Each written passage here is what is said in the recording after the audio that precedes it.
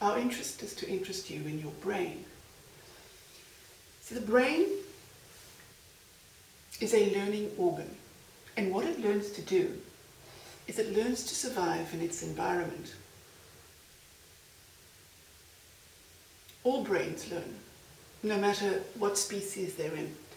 And when a brain is born, it is born into a sensory body, into essentially a collection of nerve cells that are shaped in a certain way.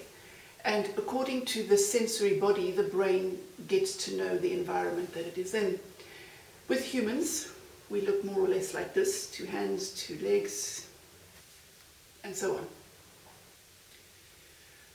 But the unique thing about humans is that we are incredibly adaptable. We can learn to survive in any environment.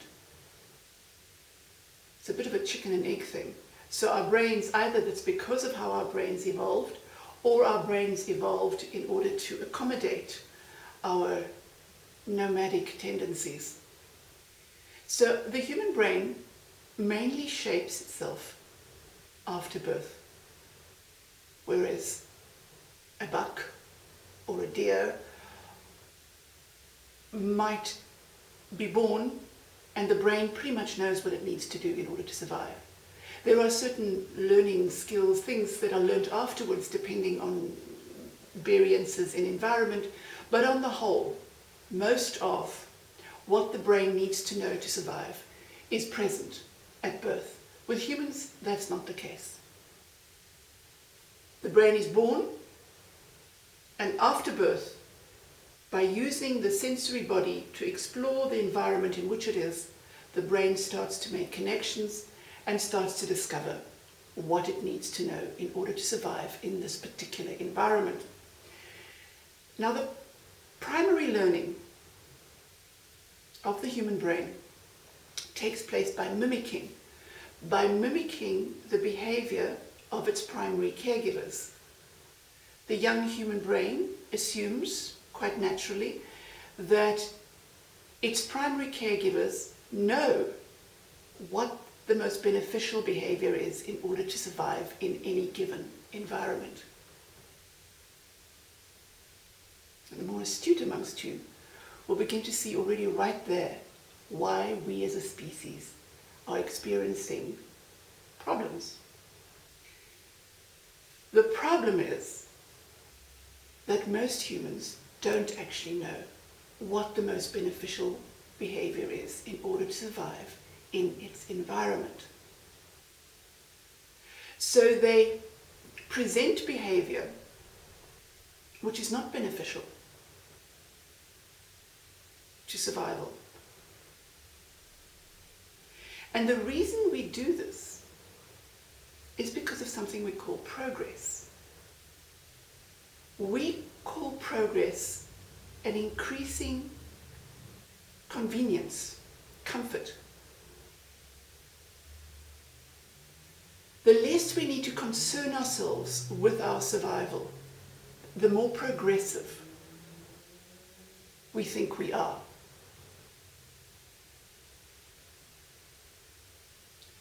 I mean, to coin a phrase here, make up a word, we have convenientized our environment. This layer of convenience has separated us from the behavior that we truly need in order to survive successfully. We have come to believe that it is our human right, no less, to behave any which way we like, whether it's leaping off cliffs, base jumping, driving 300 kilometers an hour, drinking to excess, taking drugs of convenience, living in the shadow of volcanoes, building houses in floodplains, building cities on Earth's fault lines. We have come to believe that it is our human right to be able to behave any which way and still be assured of our survival.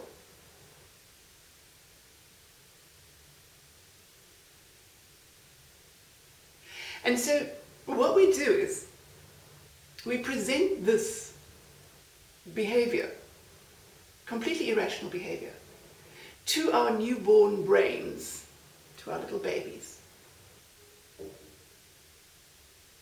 as the most beneficial behavior in order to survive in this environment.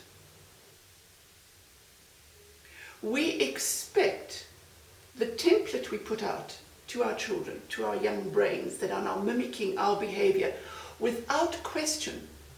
You see, this is part of our DNA evolution, is that we mimic without understanding or without questioning. We assume that our primary caregivers know. Of course we don't know. So what we present as survival behavior is justification of our own behavior, self-righteousness, and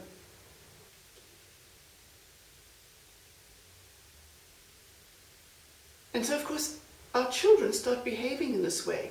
They demand that the environment will shape itself around their behavior, no matter how they behave. We then call this being spoilt, or this generation, or the youth of today.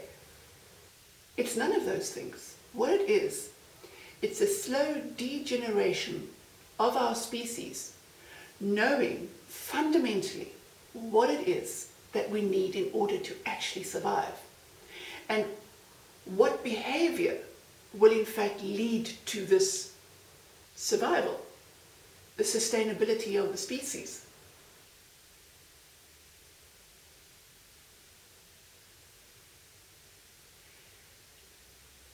It's not surprising that our children are confused, depressed, agitated, display all sorts of mental illnesses. Our children are not mentally ill. Our children are deeply, deeply confused because of how we as primary caregivers, adults, who are meant to know better, present ourselves. Our behavior is not rational, it's not sustainable, and yet we expect our children to be. And this is what the Essential Knowledge Company does, presents to the world. It shows you that you cannot expect your child to be anything other than what you are, because your child is copying, mimicking your behavior without question.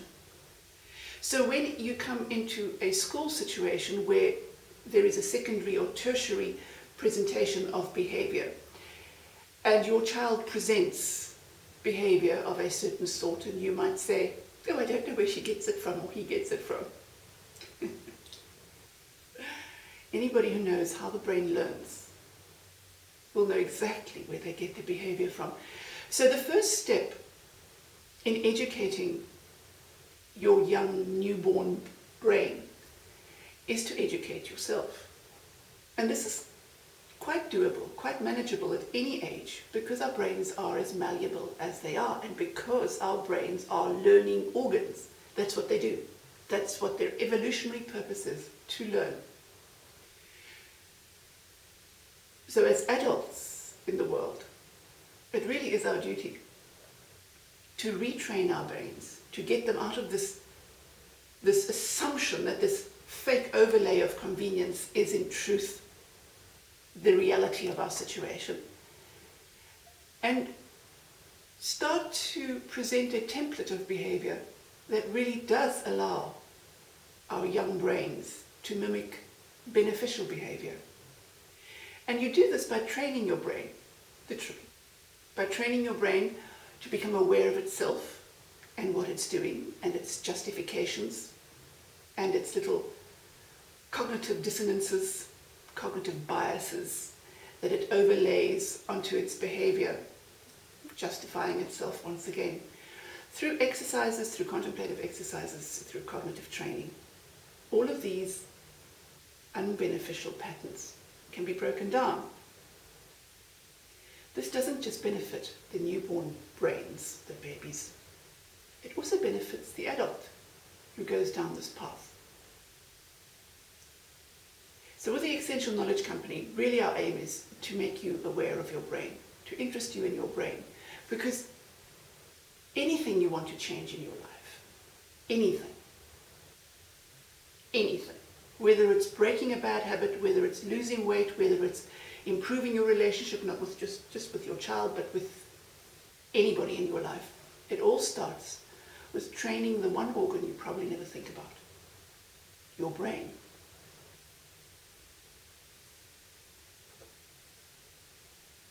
Coffee's not so bad.